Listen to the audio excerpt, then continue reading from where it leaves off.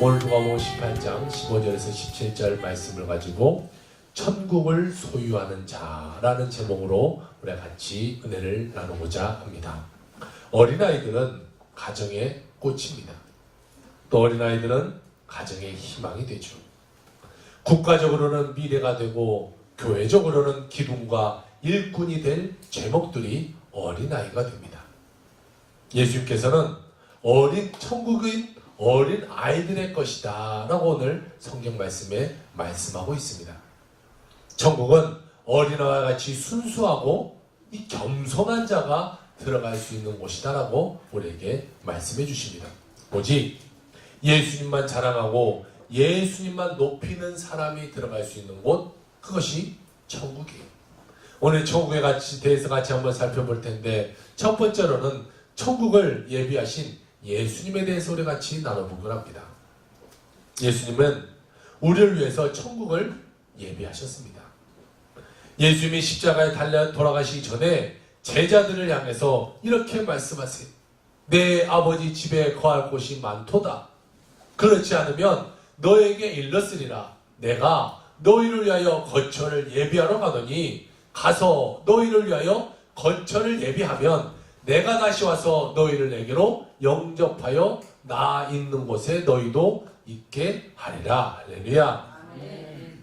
주님이 이 땅 가운데 오셔서 십자가 지시고 죽으시고 부활하셔서 하늘로 올라가시는데 그 이유가 무엇이냐? 천국을 예비하러 가신 거예요. 그리고 천국을 예비하신 다음에 다시 이 땅 가운데 오셔서 우리를 불러서 같이 천국으로 갈 수 있도록 우리를 만들어 주시게 된다라는 것이, 우리에게 있어서 죽음이라는 것은 끝이 아니라 새로운 시작이 됩니다. 믿지 않는 자들에게는요, 죽음이 두려움의 대상이죠. 무서움의 대상이에요. 그러나 믿는 자들에게는 죽음이라는 것은 새로운 관문으로의 문을 통과하는 것, 이 정도예요.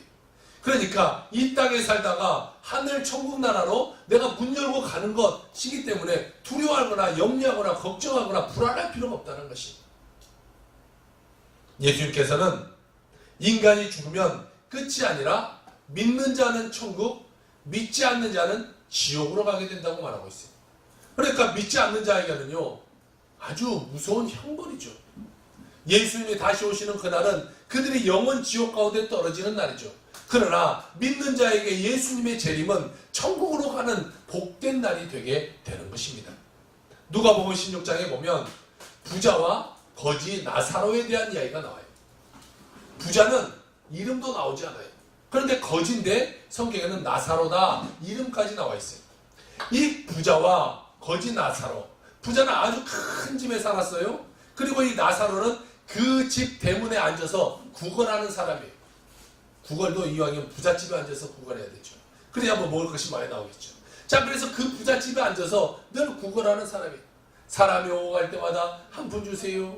아니면 그 집에다가 저 밥 좀 주세요. 그래서 먹고 남은 음식들, 그 찌끄러기들을 갖다가 먹는 자가 이 거지 나사로라는 사람이에요.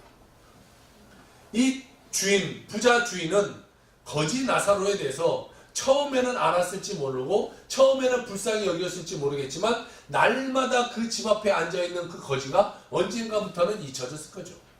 한번 눈길도 주지 않았을 거예요. 뭐 주인이 그하고 대면할 이유가 없겠죠. 거의 뭐 무시하고 사람 취급도 안 하고 그냥 오고 갔을 거예요. 그런데 그 둘이 같이 죽음에 이르게 됩니다. 이 부자는 죽어서 음부에 가고 이 거지는 죽어서 이 천국의 그 앞마당에 가요. 자, 그들은 똑같이 죽었는데 그들이 가는 곳이 달라지게 됩니다. 그 부자가 죽어서 음부 가운데 고통 가운데 있으면서 거지에게 이렇게 말해요. 거지야, 나 당신 손에 물에 물 한 방울만 찍어서 내 입에다가 넣어줄 수 있으면 안 되겠냐. 그 거지 손에 물 한 방울만 주기를 원하고 있는 거예요. 그러면서 그는 말합니다. 내가 이 불꽃 가운데 괴로워 죽겠다. 도대체 여기서 내가 살아가기가 있는가. 정말 너무나 뜨겁고 견딜 수가 없는 거예요. 그래서 물 한 방울만 달라는 거죠. 여러분, 그가 살아있을 때 거지가 만약에 무언가 먹던 음식을 손으로 집어서 준다면 그 부자가 먹었겠어요? 몰매 맞아 죽었겠죠. 아니면 물 떠서 이렇게 한번 드세요 많이 떠서 준다고 그 부자가 마셨겠어요? 그런데 그 지옥에 가서 보니까 너무나 뜨거운 음부 가운데 그 거지 손이 더러운 거는 일단 둘째치고 물 한 방울만 찍어서 내 입에다가 달라고 할 정도로 그렇게 고통 가운데 그가 처해 있다는 거예요. 나사로는 비록 거지로 살았지만 하나님을 믿고 경외했기 때문에 그는 죽은 뒤 그의 영혼은 낙원이라는 데 가고, 부자는 이 땅에서 떵떵거리며 잘 먹고 잘 살았지만 예수님을 믿지 않았기 때문에 그는 죽어서 음부의 세계 가운데 갔다라고 말하고 있습니다. 여기 낙원과 음부는 천국과 지옥과는 다릅니다. 천국과 지옥은 나중에 예수님께서 이 땅 가운데 부활하셔서 믿는 자를 데리고 가는 것이 천국, 그때 심판에서 믿지 않는 자를 보내는 것이 지옥이에요. 그러면 여기에서 말하고 있는 낙원과 음부는 어디냐? 그 죽은 사람들의 대기장소입니다. 믿은 사람들의 대기장소가 낙원, 믿지 않는 사람들의 대기장소가 음부가 되는 거예요. 그리고 그들이 예수님이 재림할 때 다 다시 살아나게 되고, 그 다음에 믿는 자는 천국, 믿지 않는 자는 지옥으로 그때 갈라지게 되는 거죠. 그러니까 여기는요, 천국의 앞마당, 지옥의 앞마당 정도 돼요. 부잣집은 가면 집 안에 가야 훨씬 더 멋있는 게 많겠지만 그 앞마당에만 가도 멋있잖아요. 앞마당에 가면 잔디 깔아져 있고 파라솔 탁 쳐 있고 옆에 바베큐 그릴 하나 따 있고 멍멍이가 한 마리 뛰어다니고 있고. 자, 부잣집은 마당만 가도 좋아요. 자, 이 천국은 아니지만 이 천국의 앞마당 낙원만 가도 거기는 너무나 좋은 것이에요. 요한계시록에 써 있는데, 요한계시록에 써 있는 이 곳은 사실은 낙원인 것이에요.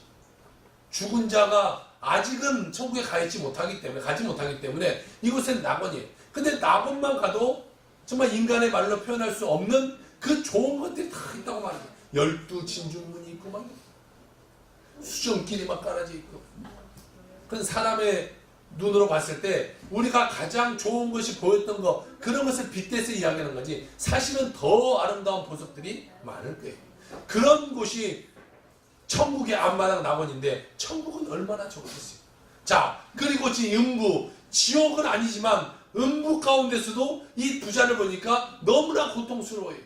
그런데 지옥에 가면 얼마나 더 큰 고통이 있겠어요. 우리가 이 땅에서 예수를 믿고 영접하느냐 믿지 않느냐에 따라 천국과 지옥으로 완전히 나눠지게 있어요. 이 성경 말씀을 보면 천국과 지옥, 이 분명히 있다는 것을 우리에게 말씀해 주고 있어요. 예수님께서 십자가에 달려 돌아가실 때도 양쪽에 두 행악자가 십자가에 같이 못 박힙니다. 한쪽에 있는 행악자는 예수님을 조롱해요. 네가 하나님의 아들이면 막 살아봐라. 왜 죽냐? 막 욕합니다. 그런데 한쪽에 있는 행악자는 내가 오늘 죽어도 당신이 가는 곳에 같이 가게 해주세요. 이렇게 말해요. 그러니까 예수님이 그에게 이렇게 말합니다. 오늘 내가 너와 함께 낙원에 있으리라. 내가 오늘 너와 낙원에 있으리라. 네가 나와 오늘 낙원에 있으리라. 여러분, 죽기 전에 사실 그는요, 하나님 앞에 봉사를 많이 한 것도 아니죠. 뭔가 하나님 앞에 헌물을 많이 한 것도 아무것도 한 것도 없어요. 그냥 죽기 전에 예수님, 내가 당신 나라 들어갈 때 나를 좀 기억해 주세요. 이 한마디, 나 예수님 믿습니다. 나 천국 가고 싶습니다. 이 한마디에도 그는 천국에 들어가게 되는 거죠. 그러니까 천국 가기가 얼마나 쉬워요. 예수님만 믿으면 천국이에요. 그런데 그 쉬운 것을 안 하는 게 문제죠. 세상 사람들 보세요. 그 쉬운 것을 안 하는 거예요. 정말 어렵게 하더라도 우리는 어떻게든지 그걸 해야 되는데 너무 쉽게 주님이 우리가 천국 가는 길을 주었음에도 불구하고 우리는 그 길을 잘 걸어가지 않으려고 합니다. 예수님께서 우리에게 예비한 천국은요, 너무나도 아름답고 너무나도 행복한 곳이죠. 그곳에는요, 질병과 고통이 없어요. 죽음과 슬픔이 없어요. 유혹과 죄가 없어요. 두려움과 불안함이 없어요.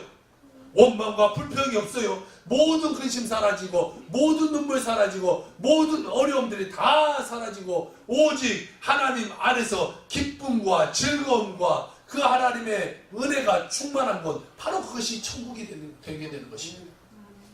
사도 바울은 천국에 대해서 이렇게 고백해요. 고린도후서 5장 1절에 보니까 만일 땅에 있는 우리의 장막집이 무너지면 하나님께서 지으신 집, 곧 손으로 지은 것이 아니요 하늘에 있는 영원한 집이 우리에게 있는 줄 아느니라, 이렇게 말하고 있습니다. 우리 육신의 장막은 병들고 쇠약해지고 무너지게 일수예요. 우리는 다 나이가 들면 죽게 돼요. 그래서 시편의 기자는 인생의 허무함을 이렇게 이야기해요. 우리의 연수가 70이요 강건하면 80이라도 그 연수의 자랑은 수고와 슬픔뿐이요 신속히 지나가니 날아간다, 이렇게 말하고 있어요. 인생이 얼마나 빨리 지나가냐면 날아간다라고 표현하고 있어요. 여러분들의 살아온의 그 뒤에를 한번 생각해 보세요. 뭐 50년, 60년, 70년 다 살아오시겠지만 살아온 날 한번 생각해 보세요. 인생이 굉장히 빨리 지나는 거죠. 정말 또 성경에 보면 다른 곳에 화살같이 빨리 간다고 했어요. 화살은 날라오면 피할 수가 없어요. 맞아 죽잖아요. 그만큼 인생이 빨리 지나가 버린다는 것을 이야기하고 있어요. 그러니까 우리의 육신의 장막은요 무너지면 언젠가는 죽음에 이르게 돼요.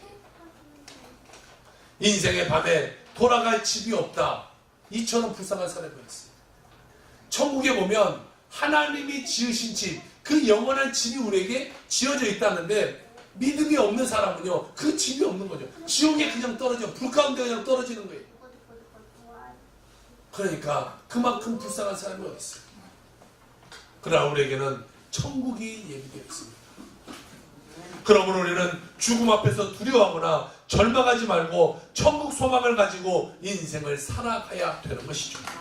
하나님의 영광의 빛이 그 충만한 천국에 들어가는 그날까지 우리는 주님을 위해서 애쓰고 힘쓰는 삶을 살아가야 되는 것이, 그것이 성화의 삶입니다. 두 번째로 우리는 순수한 믿음의 소유자가 되어야 천국 백성 되게 되는 것입니다. 천국은 어린아이와 같이 순수한 자가 들어가는 것이 천국이에요. 얄팍한 술수를 써서도 안 돼요. 잔머리 굴려서 갈 수 있는 것이 아니에요. 뭐 명예로 갈 수 있는 것이 아니에요. 우리 어릴 때 늘 찬양했던 돈으로 가는 것도 아니에요. 어떻게 해야 한다고 그래요? 찬양에? 거듭나야 한다. 내 인생이, 지금까지 살아왔던 인생이 예수 그리스도를 만남으로 그 인생이 뒤집어져서 다시금 깨끗해지고 거듭나는 인생, 다시 태어나는 인생, 본어게 나는 인생, 엄마의 뱃속에 다시 들어갔다 나온 것처럼 내가 새롭게 태어나는 그런 인생을 가진 자가 천국에 들어간다라고 말하고 있습니다. 오늘 누가복음 18장 16절 17절 이렇게 말해요. 예수님께서 그 어린 아이들을 불러 가까이 하시고 이르시되 어린 아이들이 내게 오는 것을 용납하고 금하지 말라. 하나님의 나라가 이런 자들의 것이니라.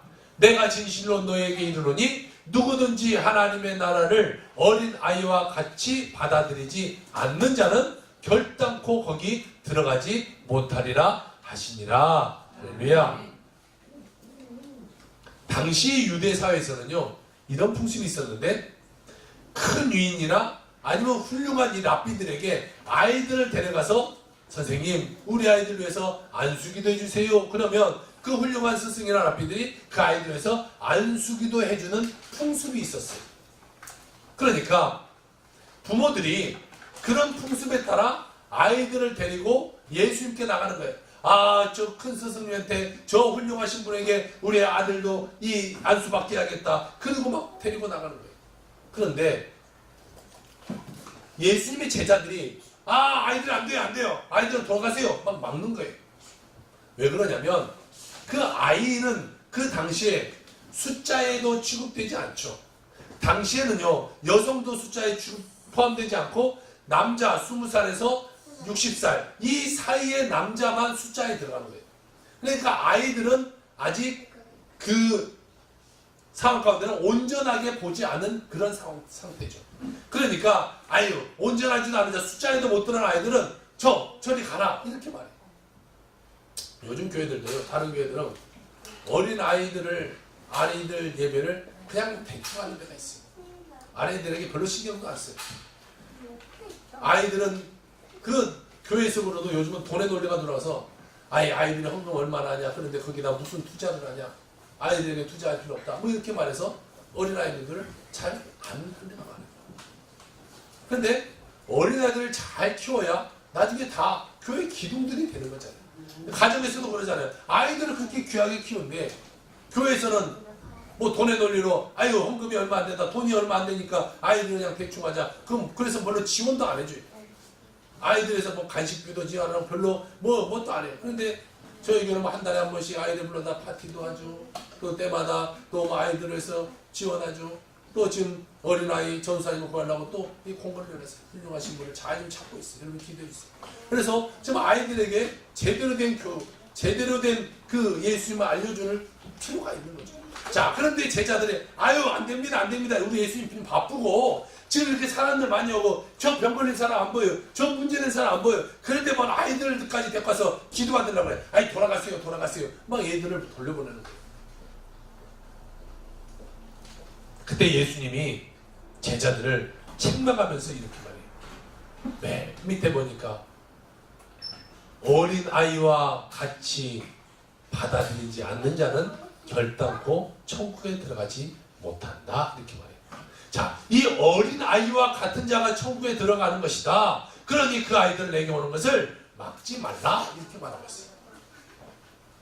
어린아이의 특성은요, 세상의 죄에 때묻지 않은 이 속성이 있어요. 그러니까 아이들은 순수하잖아요. 아이들은 때가 안 묻었어요. 그래서 아이들은 거짓말을 못해요. 저희 셋째한테도 물어보면 아빠 좋아 안 좋아 하면 안 좋다고 말해요. 그런데 이 자기가 뭐 아이스크림 먹고 싶거나 뭐가 먹고 싶으면 그때만 와요. 그때만 잠깐 왔다가 사주는 그냥 가버려요. 어른 같으면 그러지 않겠죠. 내가 저 사람한테 무엇을 받아야 돼, 나에게 뭐 도움이 되는 사람, 그러면 내가 싫어도 가겠죠. 내가 안 입고 와도 가요. 그런데 아이들은 순수해. 싫으면 안 가. 그냥 뭐 얻을 거 있으면 그때만 가는 거예요. 뭔가 그냥 아이들은 이 머릿속으로 많이 생각하지 않아요. 그냥 좋으면 좋고 싫으면 싫고 그래요. 아이들은 때가 묻었어요.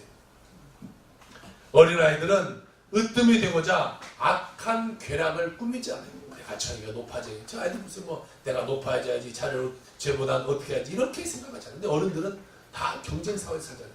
저 사람을 눌러야 내가 올라가고, 저 사람을 짓밟아야 내가 올라가고, 사업을 해도 저 사업장보다 저 사업장을 내가 짓밟아야 내 사업이 잘 돼요. 다 경쟁 사회 가운데 살아가요. 높은 지위나 권력을 탐내고 서로 다투는 사람들이 어른들의 습성이에요. 아이들은 그렇지 않죠. 부모님 말에 아이들은 절대 순종해요. 가르침에 단순히 그냥 받아들여요. 그리고 아이들은 두 마음을 품지 않고 자기의 부족함을 늘 인정하면서 살아가는 것이 아이들의 모습이죠. 평신도 선교사이자 사진작가인 김성민 씨라는 분이 남아프리카의 에이즈에 걸린 고아들을 모아 사랑으로 돌보는 엔젤스 홈의 이야기를 글과 사진으로 써낸 책이 바로 그래서 행복합니다 라는 저 책입니다. 그 책에서 이런 이야기를 하고 있어요. 엔젤스 홈 고아들은 세상은 우리에게 절망을 줬지만 우린 예수님 때문에 행복하다며 환하게 웃습니다. 그 아이들은 전혀 가난하지 않습니다. 많이 가지지 못했지만 그 아이들은 자신의 한계를 너무나도 잘 알고 있고 그러기에 더욱 주님께 기댑니다. 이들은 그럴듯한 기도방도 큼직한 예배당도 잘 짜여진 오케스트라도 없지만 하나님을 향해 늘 기쁨으로 노래하고 춤춥니다. 스스로 부모나 건강한 육체를 선택할 수 없었지만 당장 내일의 삶이 불안하지만 그래도 아이들은 꿈이 있습니다. 그래서 아이들은 행복합니다. 아이들은 아픈 것보다 남들과 다르다는 것보다 오늘 하나님을 찬양할 수 있다는 사실에 행복합니다 라고 말하고 있어요. 어른 같으면 행복해 할 수 있을까요? 에이즈에 걸렸어요. 그것도 자의가 아니에요. 부모 잘못 만나 에이즈 걸렸어요. 부모 잘못 만나 아프리카 오지에서 태어나요. 먹을 거 없어요. 부모들도 에이즈로 다 죽었어요. 자기들도 언젠가 에이즈로 죽을 것을 알겠죠. 그런데 그 아이들은요, 다 어렵고 힘들지만 나는 오늘 하나님을 찬양할 수 있음에 행복합니다 라고 고백할 수 있다는 거예요. 그것이 어린 아이들의 순수한 믿음이에요.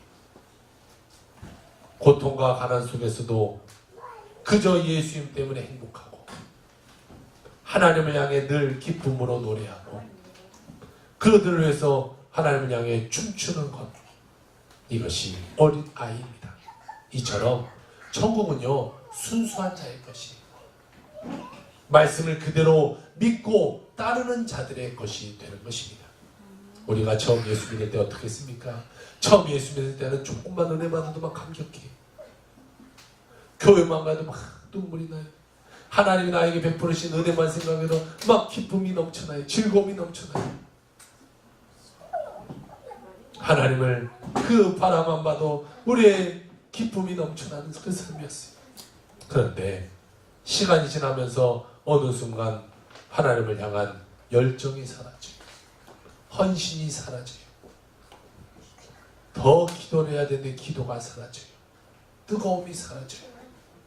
대충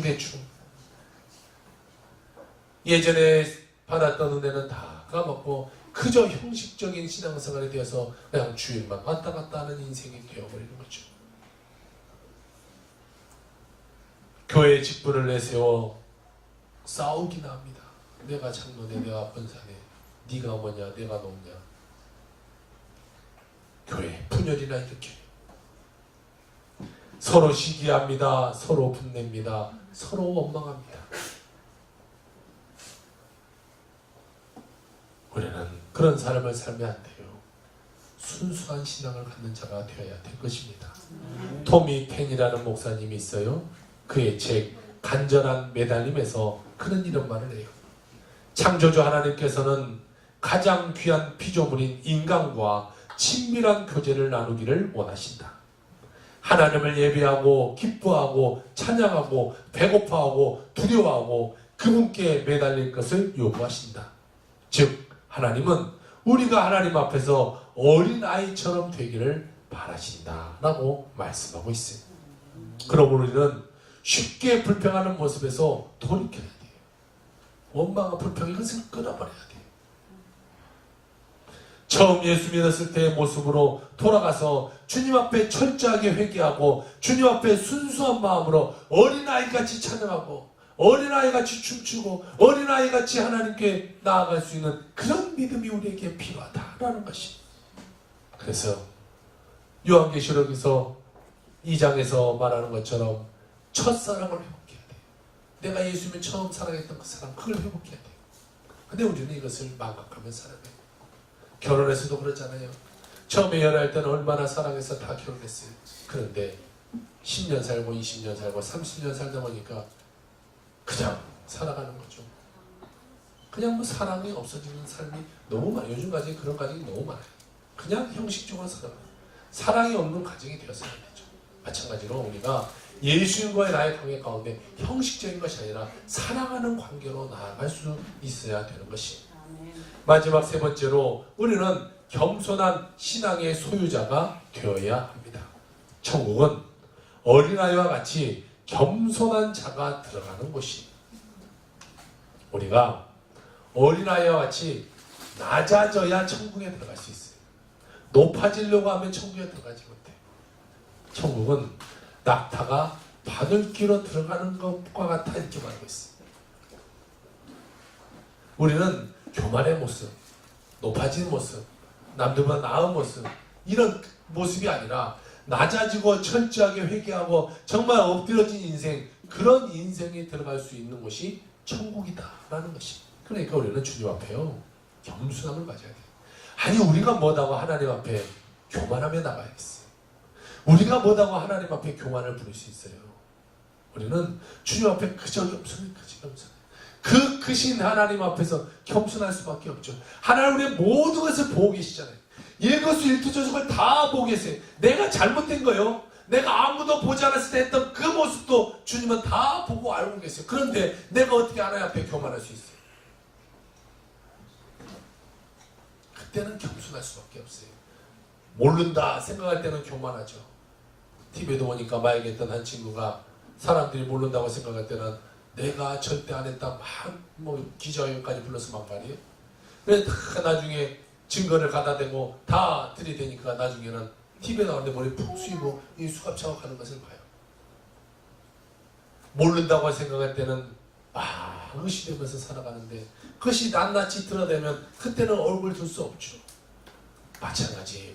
우리가 하나님 앞에 어떻게 얼굴 들고 나갈 수 있어요? 사실 하나님이 여러분의 모든 것을 다 알고 계시는데 숨긴다고 숨겨줄 수도 없을 텐데 어떻게 하나님 앞에 빳빳이 들고 하나님 이렇습니다 저렇습니다 내가 하나님께 따질 수 있겠어요?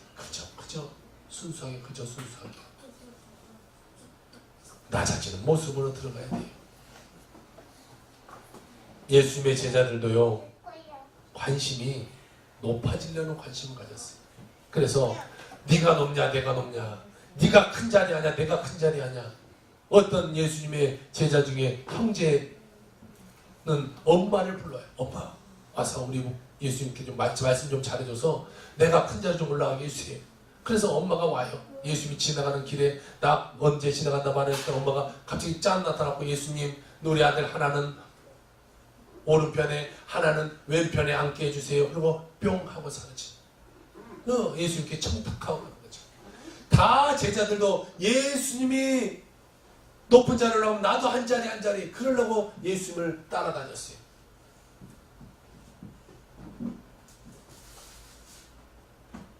그럴 때 예수님이 이렇게 말해요. 진실로 너에게 이르노니 너희가 돌이켜 어린 아이와 같이 되지 아니하면 결단코 천국에 들어가지 못할 것이다 라고 오늘 보면 18장 2절 3절 이야기합니다. 우리가 어린아이와 같이 되지 않으면요 결단코 천국에 들어갈 수 없다. 높아지려고 하는 것이 아니라 낮아지는 모습이 들어가야 된다고 말하고 있어요. 예수님께서는 조금 더 가졌다고 교만하고 조금 더 배웠다고 우쭐대고 조금 더 권력 가졌다고 다른 사람 무시하고 남보다 조금 더 능력 있다고 잘난 체하는 그런 모습을 주님은 비판하셨어요. 너희들 그런 모습으로 살아가는 자가 천국 가는 것이 아니야. 너희 세상적인 것을 다 내려놓고 나의 앞에 겸손하게 엎드린 자, 그 자가 천국 갈 수 있는 거야 라고 말하고 있어요. 예수 앞에 기도할 때요 당시에 두 종류의 사람이 있었어요. 한 종류는 바리새인의 기도예요. 바리새인의 기도는 광장에 나가서 매일 사람들이 잘 지나가는, 지금으로 말하면 역세권 가운데 나가서 두 손 들고 기도. 하나님 나 이번 주에 금식 3일 했고요. 어려운 사람들 도와줬고요. 고아도 도와줬고요. 저것도 했고요. 이것도 했고요. 나 전도됐고요. 이렇게 기도하는 사람. 그런데 죄인 된 사람, 세리 이런 사람들은 나는 죄인이다 생각하니까 성전 가서 바짝 엎드려서 주님 나는 죄인입니다. 나를 용서해 주세요. 고개도 못 들고 머리를 이 무릎 사이에 쳐박고 그렇게 기도해요. 주님이 광장에서 손 흔들고 기도하는 그 사람들이 잘못됐다고 말하고 있어요. 이렇게 겸손해야 된다. 기도는 겸손해야 된다고 말하고 있어요. 우리 삶도 그래요. 주님 앞에 겸손해야 돼요. 낮아져야 돼요. 내가 이거 했어요. 저거 했어요. 이거 했어요. 떠벌리고 다니는 것이 아니라 겸손하게 주님 앞에 나아가는 그런 자가 천국에 들어갈 수 있다라고 오늘 성경은 이야기하고 있습니다. 천국에서 가장 큰 자는요 무사람들의 끝이 되는 사람이 천국에서 큰 사람이 돼요. 다른 사람보다 먼저 가려고 하는 것이 아니라 맨 마지막에 있는 사람. 그때 예수님은 그걸 바꿔서 그 사람이 크게 만들게 된 것이 하나님 앞에 자신이 얼마나 작은 자인지를 깨닫는 그것을 발견한 사람, 그 사람이 겸손한 사람이 되는 것이다. 천국에서 큰 자는 어떤 자냐? 섬기는 자가 큰 자가 돼요. 남에게 섬김받는 자가 아니라 다른 사람을 섬겨주고 어렵게 없는 자를 도와주고 아무도 알아주지 않아도 오른손이 아닌 왼손이 모르게 그렇게 다른 사람들에서 늘 물심양면 헌신하는 그 사람, 그 겸손한 사람, 다른 사람들에게 헌신하는 그 사람에게 하나님은 천국에서 으뜸이 되게 된다고 말씀하고 있다는 것입니다. 마태복음 20장 26절 27절 그래서 이런 말씀하고 있어요. 너희 중에 그렇지 아니하냐니 너희 중에 누구든지 크고자 하는 자는 너희를 섬기는 자가 되고 너희 중에 누구든지 으뜸이 되고자 하는 자는 너희의 종이 되어야 하니라 라고 말하고 있습니다. 이처럼 섬기는 자는요 다른 사람을 이해할 수 있어요. 나를 중심으로 생각하지 않고 타인을 중심으로 인생을 살아갈 수 있어야 돼요.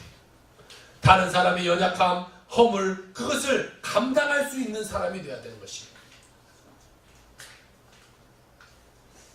그 사람의 허물과 그 죄악을 나의 허물과 나의 죄악으로 여기고 그가 회개까지 오랫도록 참고 기다려주는 자가 되어야 되는 것입니다. 조금 잘못했다 막 그 사람 정죄해버리고 조금 잘못했다 당신 그러면 안 돼 막 말하고 그런 것이 아니라 기다리는 거예요. 그 사람이 변화되어서 회개할 때까지 기다리는 거죠. 아유 저 사람 저한테 해줬는데 이런 것도 없어요. 교회 안에서. 아유 저 사람 뭐 저래서 저번에 나한테 이렇게 했고 저렇게 했고 아유 저 사람 저런 사람이야. 이런 말 할 거 없어요. 똑같이 나도 죄인이잖아. 내가 죄인인데 누구면 다른 사람 말할 게 뭐 있겠어. 나도 죄인이고 하나님께 회개하고 나아가듯이 그 사람도 하나님 변화돼서 그가 회개하고 변화되게 할 수 있는 기다리는 자가 돼야 돼요. 요셉이라는 사람은요 섬기는 삶을 살았어요.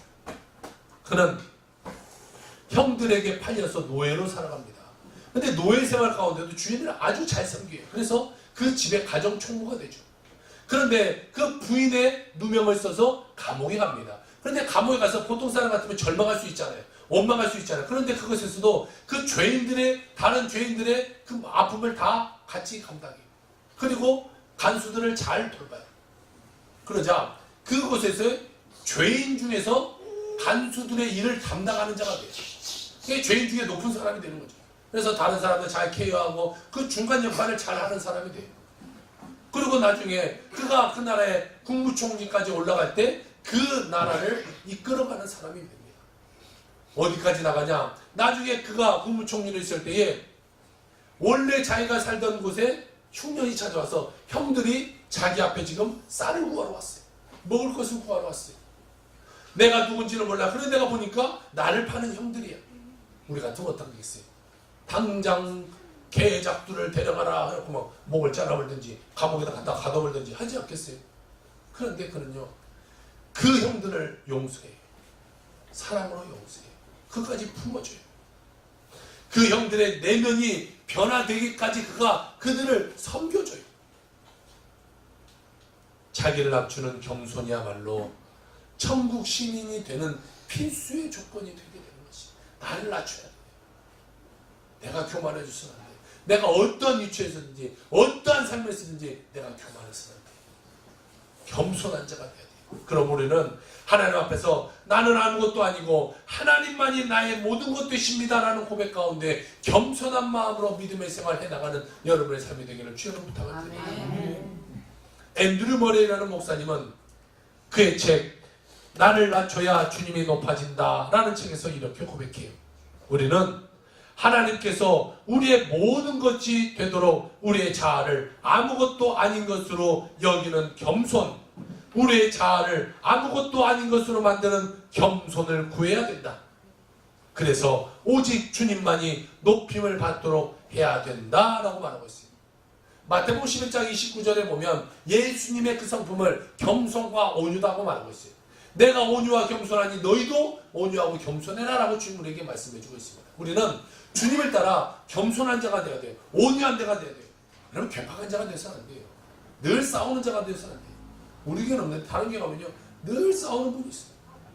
뭐 많으면 싸워. 왜 이렇게 싸우는지 모르겠어요. 그 사람만 붙으면 싸우고 투견캐도 아니고 그냥 늘 싸워요. 주방에 들어가면 주방에서 싸워요. 뭐 봉사만 시켜놓으면 거기 가서 늘 싸워. 왜 이렇게 싸워? 아니 김치나무로 가서 화목하게 김치나무 내지 왜 김치나무 가서 싸우냐고. 이게 맞네 저게 맞네. 저 사람이 해놓은 거 다 엎어버리고 이렇게 해야 되네. 뭐 전라도 사람 거기다 뭐 젓갈을 넣어야 되네. 경상도 사람 아니네. 거기다가 이 생선을 갖다 넣어야 되네. 막 갖다 그걸 싸울 필요가 없잖아요. 뭐 식혜를 이렇게 담네 저렇게 담네 싸울 필요가 없어. 뭐 맑은 생으로 담아야 되나 고춧가루 해야 되나 이게 무슨 상관이야. 싸워서는 안 되죠. 이 괴팍한 사람이 돼서는 안 돼. 그러면 누가 그 사람을 일하려고 하지 않아요. 주방을 담당하는 권사님이 있는데 싸나워. 그래서 누가 주방에 들어가는 꼴을 못 봐요. 그러니까 그분은 뭐 토요일 날 와서 주방에 가서 이렇게 음식 만들어 놓고 주일날 계시는데 평상시에 이 사역자들이 서울에 평일날 한 10명 이상의 사역자들이 있으니까 주방을 좀 쓸 수도 있잖아요. 라면도 끓여 먹을 수 있고 젊은 사람도 있으니까 뭣도 좀 밥도 볶아 먹을 수도 있고 할 수도 있잖아요. 주일날 남은 거 갖고. 근데 누가 주방만 들어가면 난리가 나는 거예요. 뭐 목사도 필요 없어, 전도사도 필요 없어, 막 다 들이받아버려요. 네, 그분이 원래 이렇게 식당에서 수십 년을 식당에서 그 참모를 했었어요. 그러다 보니까 그런 분들은 주방에 이렇게 들어오는 것을 싫어하더라고요. 이 주인도 주방에 못 들어오게 하잖아요. 다 자기 거다. 그래서 교회도 그런 생각으로 갖고 있는 것 같아요. 그래서 이 주방은 내 거야. 그래서 아무도 못 들어오게 만들어요. 그러니까 뭐가 조금만 달라졌다 막 교회 사무실부터 쫓아가서 목사님! 하고 막 쫓아들어. 더 좀 쓰면 어때? 또 쓰고 좀 더러워지면 좀 어때요? 왔으면 딱 그냥 조용히 누가 좀 쓰셨나 보다. 딱 했는데 누가 썼겠어? 써야 목사가 쓰는 건 전사가 쓰는 아니면 사역자가 쓰는 누구나 그 교회 있는 사람이 썼겠죠. 뭐 밖에 있는 사람이 와서 지나가는 행인이 나 좀 쓰겠어. 그러진 않을 거 아니에요. 근데 뭐가 썼어? 그러니 그런 사람인데 주방에 누가 같이 일하려고 하겠어요? 젊은 집사람 붙여줘봐요. 맨날 싸워. 나이 먹은 권사님 같이 붙여줘. 또 싸워. 맨날 싸워. 그러니까 그분은 늘 혼자예요. 그 주방에 늘 혼자 하는 거예요. 누가 같이 일하려고 하죠. 여러분 겸손한 사람이 돼야죠. 싸우는 사람이 되었어요. 교회에서도 뭐 기득권을 가진 내가 이거네. 뭐 기득권을 가질 필요가 있어요. 내가 장로면 어쩌고 권사면 뭐하고 목사님 뭐하고 전사님 뭐하겠어요. 그냥 낮아지는 모습은 다 더 나는 겸손해야겠구나. 병아 익으면 고개를 숙이듯이 나는 더 겸손한 직분을 주셨구나. 겸손해져야죠. 그냥 목사는 목사하고 막 같이 싸우고 장로는 내가 너보다 나이 더 먹었으니까 싸우자. 권사도 내가 네 엄마 꼴에다 싸우자. 다 싸우고 있으면 결국 뭐가 되겠어요. 다 겸손해야 돼. 엄마 같으니까 섬기고 아들 같으니까 섬기고 또 목사님이니까 섬겨주고 교회 또 어르신이니까 섬겨주고 같이 섬기고 섬기는 모습이 있어야 아름다운 모습이죠. 그런 가운데 오는 게 참 감사한 것 같아요. 늘 사랑이 있어서 감사한 것 같아요. 이렇게 어린이 주일을 하면서도 이렇게 어린이 주일을 준비하라고 헌금해 주시는 분은 제가 처음 봤어요. 처음 봤어요. 권사님들이 오래 생겨서 정말 많이 애쓰신 것 같아요. 권사님들이 애쓰고 교회 일마다 최선을 다해서 또 우리 집사님이 또 아이들에서 또 따로 헌금해 주시고 권사님. 그래서 이 아름다운 이 사랑을 또 이뤄가게 된 거예요. 그러면서 아이들이 성장하고 또 아이들이 자라면 나중에 또 어른들에서 또 이렇게 헌신을 이 아이들이 청년 되면 또 가만히 있겠어요. 지금은 못하겠지만 그냥 이 아이들이 청년이 되면 어버이 주일 때 가만히 있겠어요. 가만히 있으면 내가 가만히 안 있죠. 그때는 뭔가 이제 해야죠.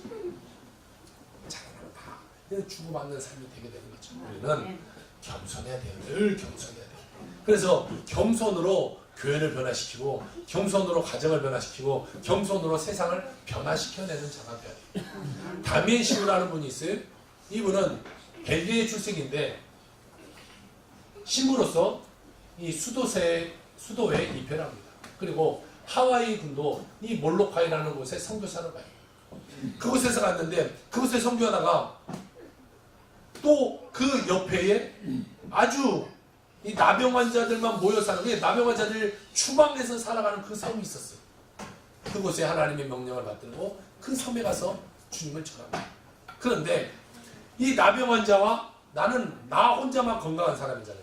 그러니까 뭔가 이질감이 있는 거예요. 이 사람들은 아픈 사람, 죽어가는 사람, 나는 건강한 사람. 우리가라는 말이 잘 안 통하는 거예요. 그 사람. 아니 당신은 건강하니까 그런 말 하겠죠. 당신 이 병 걸려봤습니까? 이렇지 않고 우리가 아프면 어떻게 합니까? 늘 그렇게 말. 이게 우리가 하나 이게 안 되는 거예요. 너는 너, 나는 나. 그러니까 이 선교사님이 늘 기도하는 하나님, 나도 문둥병 걸리게 해주세요. 나도 문둥병 걸리게 했어요. 그래서 어느 날 하나님이 기도하는 대로 되잖아요. 정말 문둥병에 걸려버렸어요. 그래서 그가 문둥병에 걸려서 자신이 그 나병에 걸려서 누워서 있는 그 모습을 보면서 이렇게 기도합니다. 하나님, 저의 기도를 들으시고 저에게 나병을 허락하여 주심을 진실로 감사합니다. 이제야 비로소 저들 앞에서 우리가 라는 말을 떳떳하게 사용할 수 있게 되었고, 저들에게 하나님은 나병 걸린 우리도 지극히 사랑하신다라고 외칠 수 있게 되니 감사합니다 라고 그가 고백을 합니다. 이 모습에 모든 나병 환자들이 감동하는 거예요. 아, 그래, 우리라는 곳에 들어가는 거죠. 우리도 고침받을 수 있습니다. 우리도 천국 갈 수 있습니다. 이 말에 감동을 받는 거예요. 아, 저 사람이, 저 멀쩡한 사람이 왜 우리 가운데 와서 똑같이 나병에 걸려서 저렇게 죽어가면서 하나님을 전하는가. 그것이 감동한 거예요. 나는 막 무서워하면서 절절 떨면서 아이, 가까워지 마세요, 가까워지 마세요, 그리고 예수 믿으세요, 이러는 모습이 아닌 거예요. 우리는 어렵고 힘들고 문제되는 현장으로 찾아갈 수 있는 자가 돼야 돼요. 정말 저 남의 신부처럼 같이 나병에 걸리지 못할지라도 어렵고 힘든 자들에 가서 도움이 줄 수 있는 그런 삶이 되어야 되는 것이죠. 이 모든 삶 가운데 주님이 기뻐하는 거예요. 우리는 주님을 위해서 산다. 이것은 희생하는 삶이 되는 것이, 나의 목숨까지도 주님께 내놓을 수 있는 삶, 이것이 내가 주를 위해서 산다라고 말할 수 있는 것이죠. 낮아져서 섬길 때 하나님의 은혜와 축복이 임합니다. 세상 사람들은 구원하기 위해서는 하나님의 보좌를 버리고 스스로 낮아져서 우리와 같은 모습으로 오신 예수 그리스도, 그리고 우리를 대신해서 십자가에 달려 돌아가신 그 예수님이 말씀하신 나와 같은 모습 가운데 인생을 살아가신 그 예수님을 보니까 우리가 예수님을 믿을 수 있는 거예요. 신적인 입장에서 야, 믿어 그래도 믿겠지만 우리의 인간의 모습, 그 어려운 모습 가운데 오셔도 모든 것을 이루어 가시는 그 예수님을 보면서 우리는 예수님을 닮아가게 되는 것이죠. 사랑하는 성도 여러분, 예수님의 그 사랑과 그 예수님의 섬김, 그 예수님의 낮아짐을 닮아가는 여러분의 삶이 되길 주의 이름으로 부탁을 드립니다. 그럼 우리는 예수님처럼 한평생 겸손과 순종으로 살아가 이 세상을 환하게 비춰줄 수 있는 하나의 작은 촛불 되기를 주의 이름으로 축원합니다. 아멘.